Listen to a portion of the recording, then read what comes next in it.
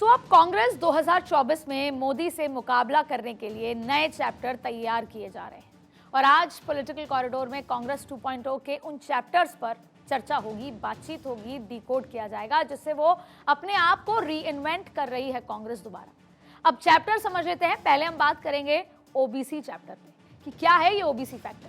दूसरा, परिवारवाद, जिसके नाम से पूरा गांधी परिवार घिरा हुआ है, चाहे वो उससे बाहर आने की कोशिश भी कर रहे हैं, लेकिन नरेंद्र मोदी हो, पूरी भारतीय जनता पार्टी हो, परिवारवाद के नाम से आज भी कांग्रेस को घेरती है। द राहुल गांधी, ये एक बड़ा फैक्टर है आज की कांग्रेस में। और चौथा चैप्टर है हिंदुत्व, राम मंदिर। प्रधानमंत्री कहते हैं कि वो ओबीसी के लिए बहुत काम कर रहे हैं।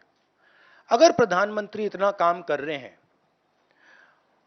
तो 90 में से सिर्फ 3 लोग ओबीसी कम्युनिटी से क्यों हैं? प्रधानमंत्री हर रोज ओबीसी की बात करते हैं, ओबीसी प्राइड की बात करते हैं, मगर ओबीसी के लिए किया क्या? ये ओबीसी हिंदुस्तान में कितने हैं? और जितने हैं उतनी भागीदारी इनको मिलनी चाहिए। हर ओबीसी युवा को यह समझना है कि क्या आपको इस देश को चलाने में भागीदारी मिलनी चाहिए, हां या ना? अगर मिलनी चाहिए तो क्या आपकी आबादी 5% है, हां या ना? राहुल गांधी को सुना आपने। अब सवाल यह है कि हर मुद्दे को छोड़ राहुल गांधी ओबीसी को लेकर इतना मुखर क्यों है? इसका जवाब तलाशने के लिए आपको पहले ओबीसी वोटर की ताकत को समझना होगा। इसके लिए अगर 1931 के लास्ट कास्ट सेंसस पर नजर डालें तो ओबीसी का वोट प्रतिशत कुल 54% था, जो आज भी लगभग इतना ही माना जाता है और जिसके चलते ओबीसी वोट बैंक सत्ता के सेंसेक्स में सबसे महंगा शेयर बन चुका है। ओबीसी 1990 में पहले कांग्रेस का कोर वोटर हुआ करता था। मंडल कमंडल की राजनीति के साथ ही ये वोट बैंक कांग्रेस से छिटकना शुरू हो गया। क्षेत्रीय दलों ने कांग्रेस के इस वोट बैंक को अपने खाते में क्रेडिट करना शुरू कर दिया और बीते 10 सालों में ये वोट बैंक बीजेपी के वोट बैंक में एड ऑन होता चला गया। और इसको आंकड़ों से समझें तो 2009 में बीजेपी को 22% ओबीसी वोट मिला, तो वहीं 2019 में बीजेपी को 44% वोट मिले ओबीसी के। मतलब एक दशक में, 10 सालों में बीजेपी का ओबीसी वोटर दुगना हो गया। वहीं कांग्रेस का ओबीसी वोटर जो 1999 में 25% था, वो 2019 में घटकर केवल 15% रह गया। कांग्रेस समझ चुकी है कि अगर एक बार फिर केंद्र में कांग्रेस को रेस में लाना है तो ओबीसी को अपना साथ हर हाल में जोड़ना होगा, और जिसको लेकर कांग्रेस एक्शन मोड में नजर आ रही है। संसद के विशेष सत्र के दौरान जहां एक और मोदी सरकार ने नारी शक्ति वंदन बिल को पास कराकर उसको क्रांतिकारी बताने की रणनीति पर काम किया, तो वहीं दूसरी ओर राहुल गांधी ने ओबीसी कार्ड खेलकर कांग्रेस के एजेंडे को आगे किया और महिला आरक्षण बिल में ओबीसी कोटे की मांग कर डाली। उनके कार्यकाल में नहीं हुआ तो अफसोस भी जता दिया।